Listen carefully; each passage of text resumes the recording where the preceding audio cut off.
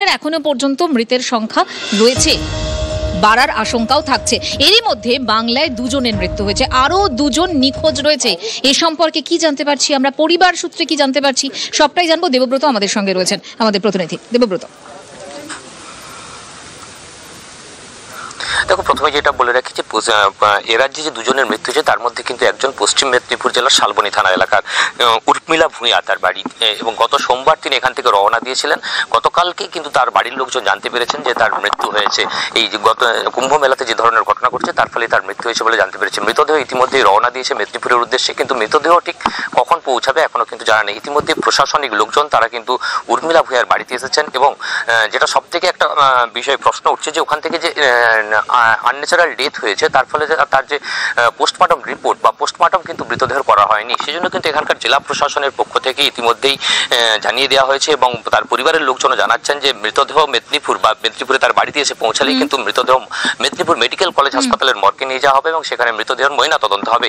তার ময়না তদন্তের পরেই মৃতদেহ কিন্তু পরিবারের লোকজন আমাদের নজর থাকবে। দেবব্রত, সঙ্গে থাকুন। শুধু শালবনী নয়, শহর কলকাতার এক বৃদ্ধার মৃত্যু হয়েছে মহাকুম্ভ মেলায় এই পদপিষ্টের চাপে। কথা বলবো, আমাদের সহকর্মী সায়ন্ত রয়েছেন। সায়ন্ত, যে বৃদ্ধা মারা গিয়েছেন বাসন্তী পোদ্দার যার নাম, এখন তার পরিবারে কি পরিস্থিতি, তারা কি বলছেন, কি অভিযোগ করছেন তারা?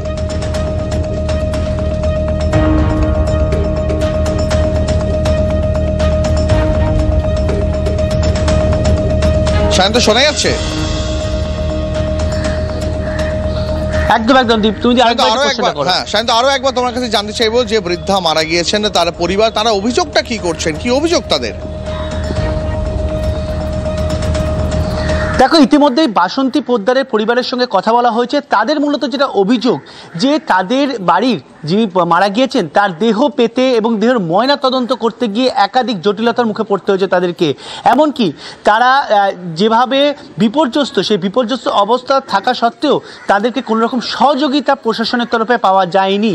সকাল থেকে তারা কথা বলেছেন, এখন তারা কথা বলতে চাইছেন না। তারা আপাতত তাদের বাড়ির যে পরিজন মারা গিয়েছেন আর কিছুক্ষণের মধ্যে তার দেহ এসে পৌঁছাবে গল্ফ গ্রিন থানায়, এবং সেই থানাতেই এফআইআর করা হবে। এই গোটা ঘটনায় যারা দোষী, যাদের বিরুদ্ধে অভিযোগ, তাদের বিরুদ্ধে এফআইআর করা হবে বলে তাদের পরিজনরা জানিয়েছেন।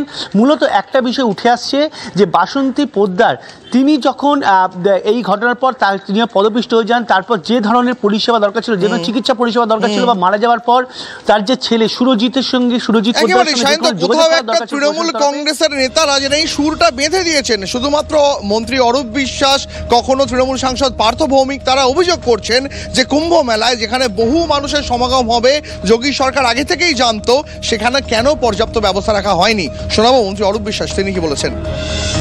ওরা সর্বক্ষেত্রেই ব্যর্থ, ওরা প্রশাসনে ব্যর্থ, ওরা অর্থনীতিতে ব্যর্থ। এমনকি একটা কুম্ভ মেলা করা, যারা এত হাইপ তুললো, এত হাইটেক বললো, হাজার হাজার কোটি টাকা খরচা করলো, ওরা জাতীয় মেলা বললো, তাকে হাজার হাজার কোটি টাকা কেন্দ্রীয় সরকার দিল, আর গঙ্গাসাগর মেলাকে 1 টাকাও দিল না, জাতীয় মেলাও ঘোষণা করলো না। কিন্তু এখানেও কোটি কোটি মানুষ আসেন।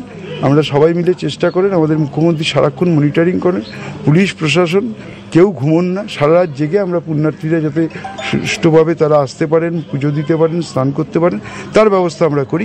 সেখানে সেই ব্যবস্থা ছিল না।